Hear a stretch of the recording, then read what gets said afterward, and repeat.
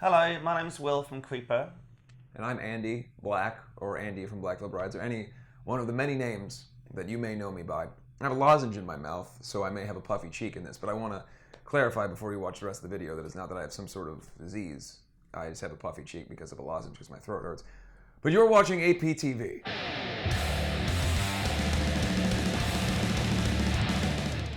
So, Andy, Riot Fest, the Misfits are playing for You're the first playing. time. We're playing as well. Yeah. Yeah. I'm not. You know why? Because I saw the Misfits reunion happen, and I called our manager up that day and said, "Can you try and get us an offer for Riot Fest?"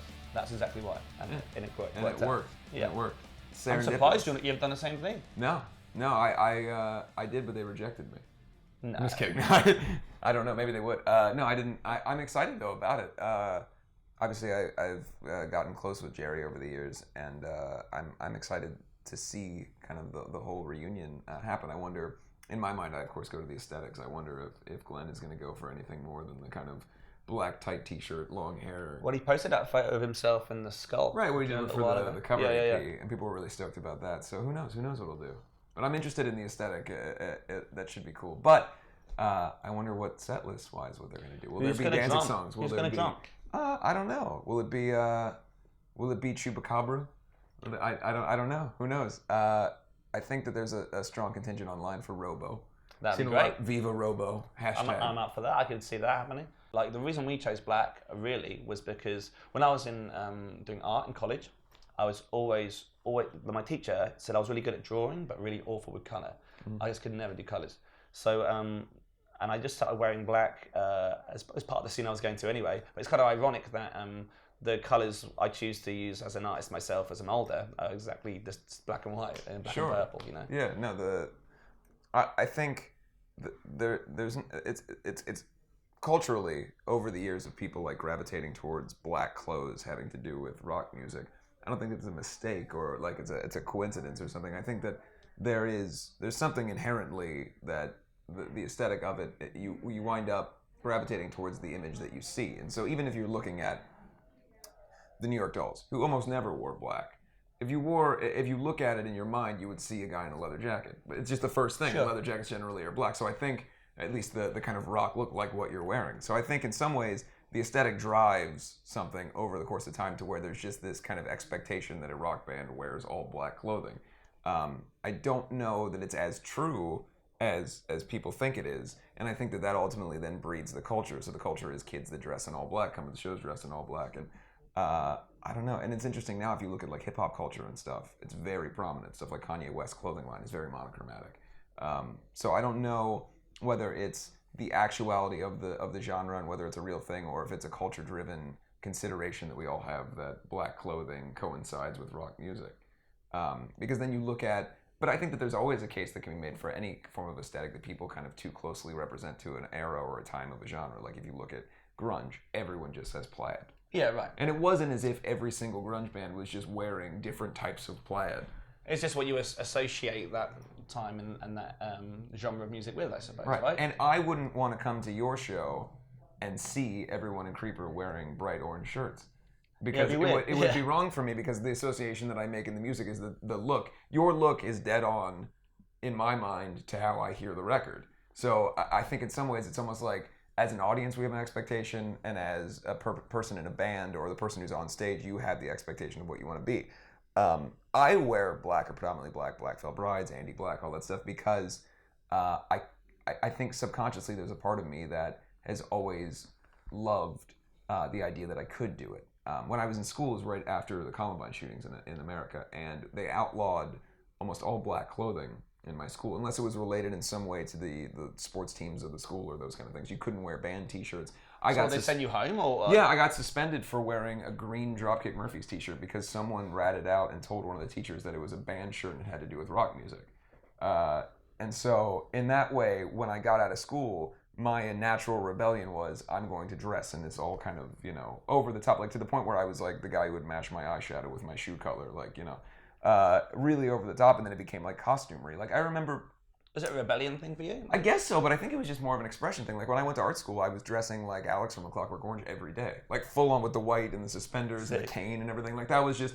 And I think it was just part of having the ability to express my interest visually, and then I guess the association with black clothes or whatever. I don't know how far you could really take the topic, but I think there's definitely something to be said for. I think just we all like the idea of heavy metal, hard rock, punk rock. It fits with that kind of leather jacket vibe. Think about the Ramones or something like that. So always what I'm trying to channel when I'm thinking about how we look, because I love the way the Ramones looked and I love the way they played. So they played so hard, and I think growing up I just wanted to be in the Ramones. You know, like that's exactly. And so now in my later life, as I've started doing a band full time, like or whatever, it's taken over my life.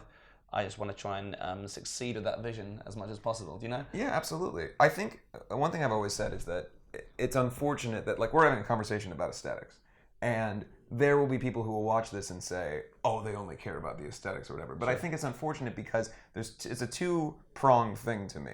There's the side where you are looking at people who are conscious of the aesthetic and take it seriously and put it into the art. And there's the other side where, for a young audience in particular, your first thing you gravitate towards, usually in life, is an aesthetic. There aren't many children that love the Ninja Turtles because they agreed with them on a philosophical level. Yeah. They liked the way it looked, and so you attach to something when you're young, especially. Yeah, that's that true. Kind of informs your decisions. I guess that's completely on the head, isn't it? I suppose, and it's when I first got into music and stuff, it was from magazines as well. Seeing a rock magazine on the shelf, and you'd gravitated towards it because of what they were wearing and how they looked.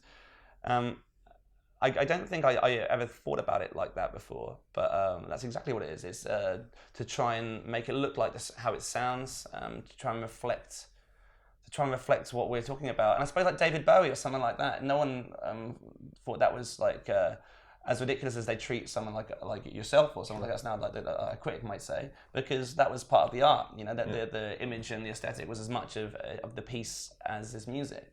The APMAs are fantastic. I've been both the years that they've done it so far, and the cool thing is that I don't know if you know this, the AP is located in Cleveland, Ohio. I grew up in Cincinnati, Ohio, and I, as a kid, read AP religiously. And I remember the moment where I looked at the back of the magazine, and in really small print it said like printed in Cleveland, and I lost my mind because this thing that was a Bible for the rock music that I loved was made 5 hours from where I lived. Like I couldn't compute something like that was made in Ohio. And one of the coolest things is that they've kept it in Ohio, that the award show is in Ohio. This year it's in Columbus, about an hour and 15 minutes from where I grew up. So for me, there's a really strong personal connection. And it's just a great rock place. Like, obviously the Rock and Roll Hall of Fame. And I just love the fact that it's in the heart of America and it has a very like real feeling. It's not, as much as I live in Los Angeles and I love kind of the coastal cities, I love the idea that there's this American rock show that happens in the heart of America and kids from all over can come to it.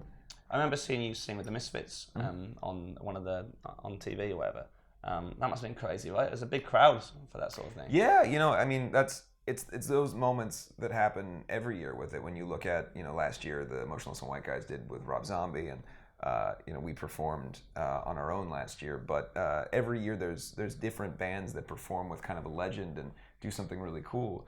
And it's a lot of fun to be in this place full of your peers and to experience kind of the feeling of people getting rewarded for their hard work and the dedication in a genre that is in some ways minimized when it comes to public appeal.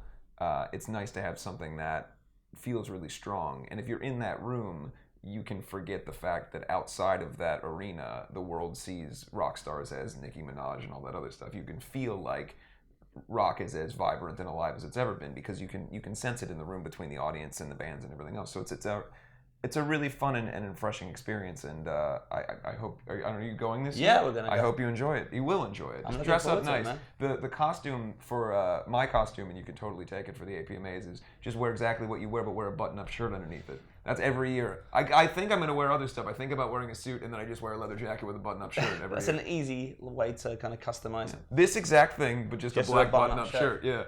That sounds great. Changes everything. The whole dynamic's different. We're up for an award at the APMAs this year. Yeah. We're up for the best new bands. Yeah. What you won? You won some awards there, right? Yeah, I won